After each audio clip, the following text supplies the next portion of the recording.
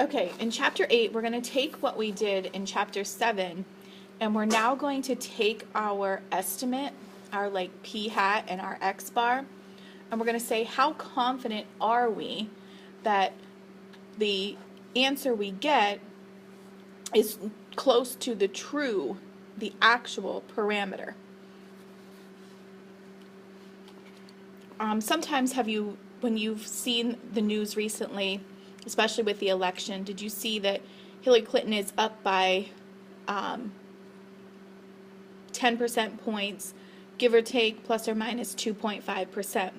That's kind of what we're doing here. We're looking, instead of getting an actual number answer, we're going to say we're pretty confident that it's going to fall between such and such of a range.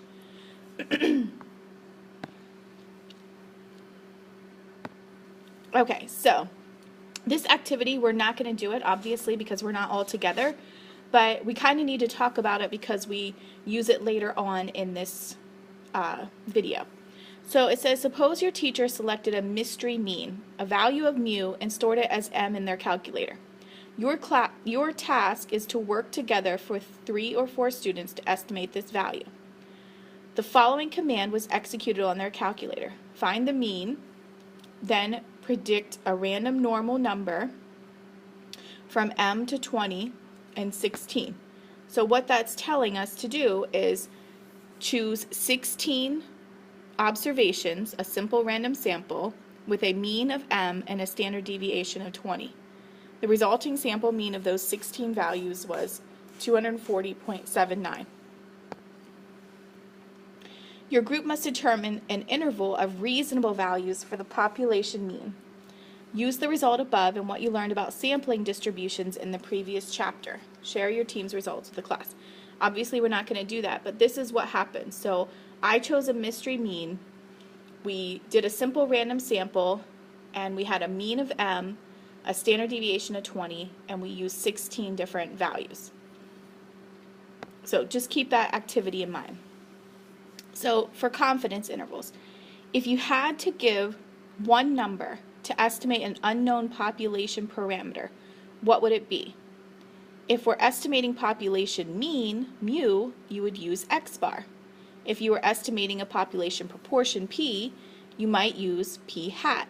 In both cases, you would be providing a point estimate of the parameter of interest.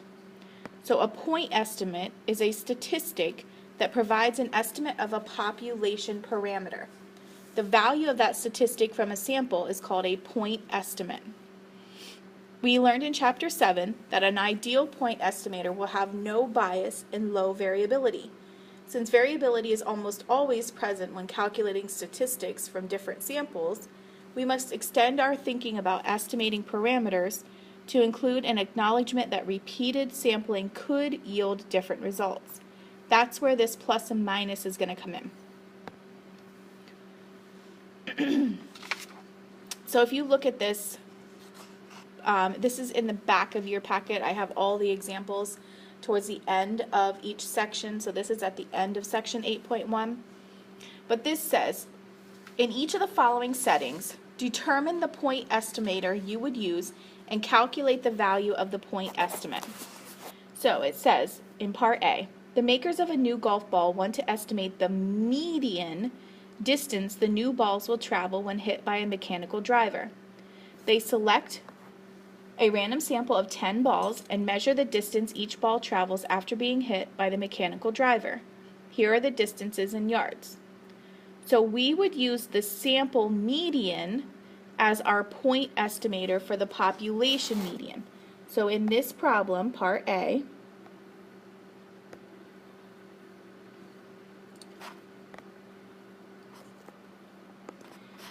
we are using our sample median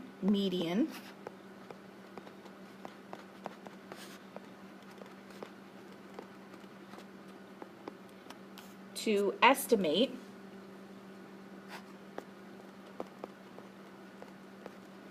the population median.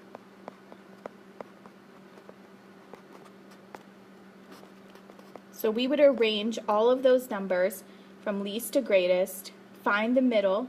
So our point estimator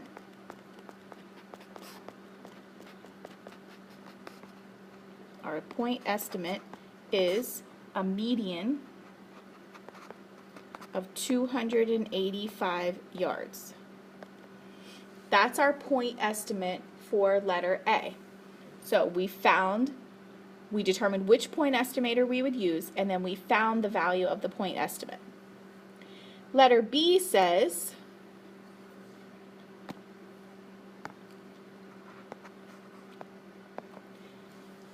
the golf ball manufacturer would also like to investigate the variability of the distance traveled by the golf balls by estimating the inner quartile range.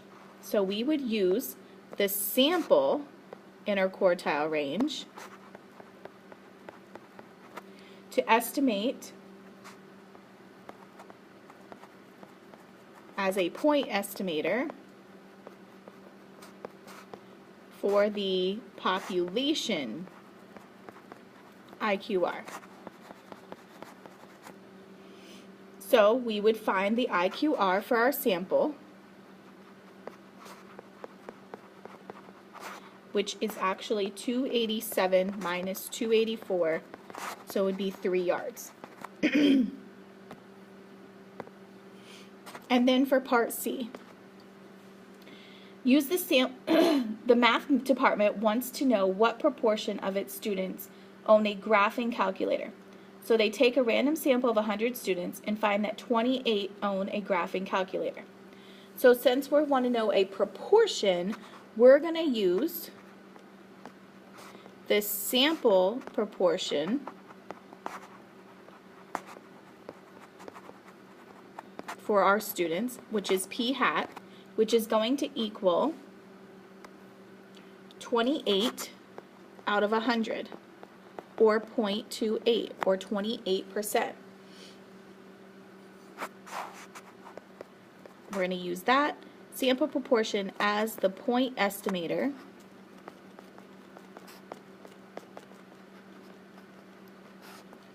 for the population proportion. So we're going to be finding these point estimators again. Whoa. So anyway, we're going to be using the same kind of rule that we did before in chapter 7, but then we're going to take it to another level here soon.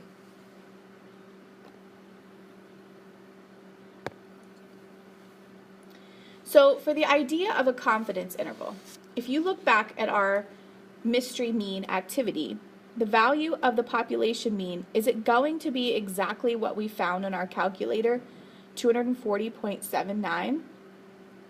I hope you realize that probably not. However, since the sample mean is 240.79, we could guess that mu is somewhere around 240.79. But how close to 240.79 is mu likely to be? To answer this question, we must ask another. How would the sample mean x bar vary if we took many simple random samples of size 16 from the population?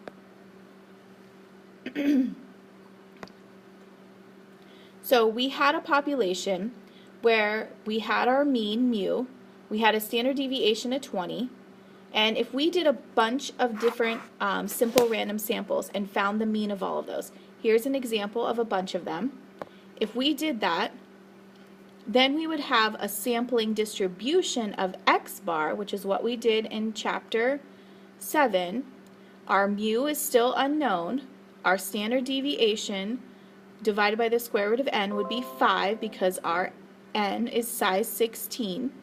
And this would represent our sampling distribution. These are all the values of x bar along the bottom.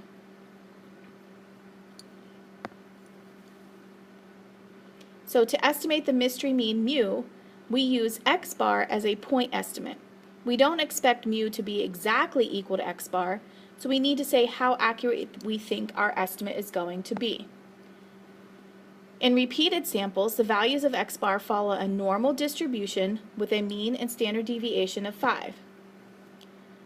The 68, 95, 99.7 rule, remember this way back when, the empirical rule, sometimes it's also called, that tells us that 95% of all samples of size 16 will be within 10 or within 2 standard deviations of the mean. To remember, 68% will fall within 1, 95% they'll fall within 2, and 99.7 will fall within 3. So since it was 2 standard deviations, that's why it was within 10, because we found the standard deviation to be 5. So if x bar is within 10 points of mu, then mu is within 10 points of x bar. Basically, that's giving us our interval. So the interval from x bar minus 10 to x bar plus 10 will capture mu in about 95% of all samples of size 16. So now we're tying in things that we had from back at the beginning of the year. So if we estimate that mu lies somewhere in the interval of 230.79 to 250.79, we'd be calculating an interval using a method that captures the true mean, mu, and about 95% of all possible samples of this size. So the sampling distribution of x bar tells us how close to mu the sample mean is likely to be. All confidence intervals we construct will have a form similar to this: our point estimate plus and minus the margin of error. So a C% confidence interval gives an interval of plausible values for a parameter. The interval is calculated from the data and has the form point estimate plus or minus the margin of error. The difference between the point estimate and the true parameter value will be less than the margin of error in C% of all samples. So remember, we can find a 95% confidence interval, we can find a 68% confidence interval. The confidence level gives us overall success rate of the method for calculating the confidence interval. That is, in C% of all possible samples, the method would yield an interval that captures the true parameter value. Okay, so I know that's a lot of words, but that's kind of where we're headed and what you're going to be saying every time we do these confidence intervals.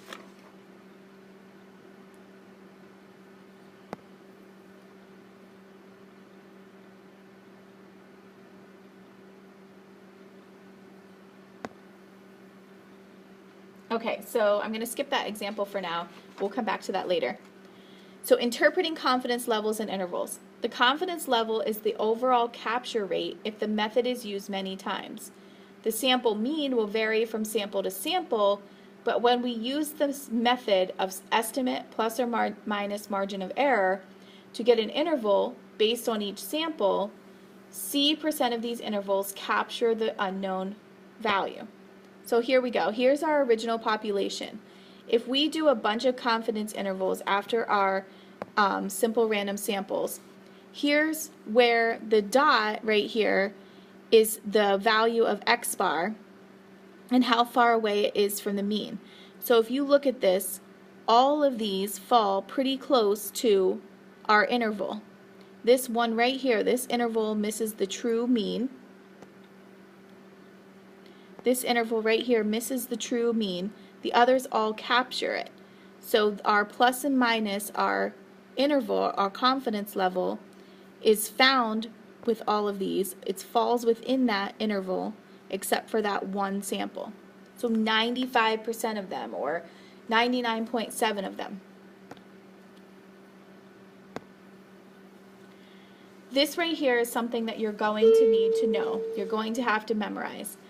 This is how we say this. So, to interpret a 95% confidence interval for an unknown parameter, say, within parentheses, we are 95% confident that the interval from blank to blank captures the actual value of the population parameter in context. So, we are 95% confident that the interval from 10 to 20 captures the actual value of the population mean of our last quiz. To say that we're 95% confident is a shorthand way for if we take many samples of the same size from this population, about 95% of them will result in an interval that captures the actual parameter value. Okay, so I know this is a lot. It's probably a little goofy.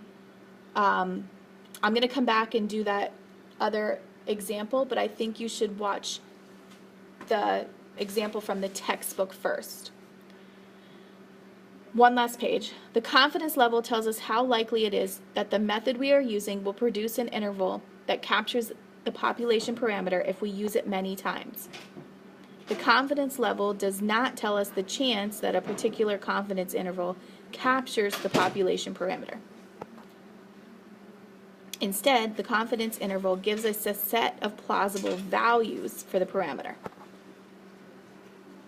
We interpret confidence levels and confidence intervals in much the same way whether we are estimating population mean, proportion, or some other parameter. And that's where we'll end it today.